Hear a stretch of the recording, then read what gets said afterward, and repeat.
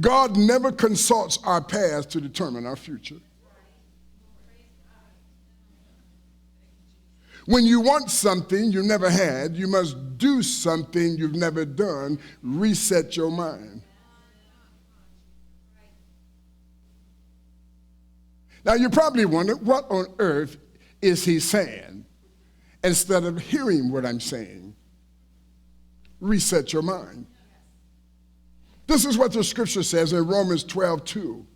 And do not be conformed to this world, but be transformed by the renewing, the resetting of your mind, that you may prove what is good and acceptable and the perfect will of God. God's got a way of shifting or calling for a shift, a paradigm shift in how we think when he introduces to us a new season. It's the truth. I understand that reset can be overwhelming and very challenging in some people's life in their efforts to turn things around in their life, but a high percentage of people drown in shallow water. Did you know that? Very few people drown in the deep end, but a high percentage of people drown in shallow water.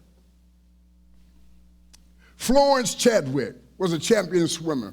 1952, she attempted to swim in the Pacific Ocean between California's Catalina Islands and the state coastline.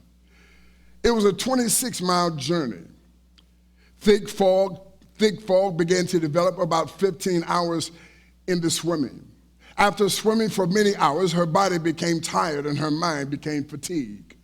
She began to doubt her ability, and she didn't think that she could make it any longer. But she kept on going. In the middle of the coastline in her mind seemed a million miles away. Physically and emotionally exhausted, she asked to be pulled out of the water. After she had gotten into the boat, she had learned that she had stopped less than a mile short of the shore. Less than a mile short of her destination, because she could not see the shoreline because of the fog.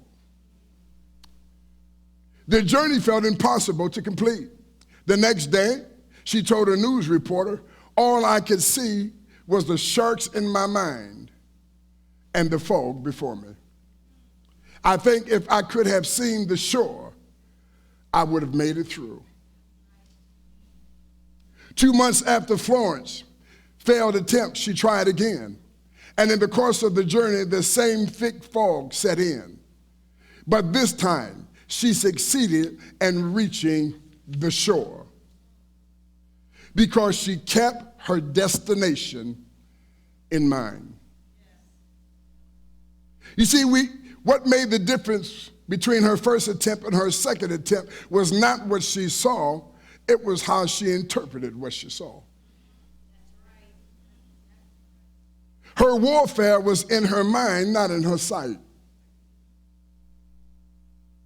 What the ears hear, the mouth speak. What the eyes see, the heart believes.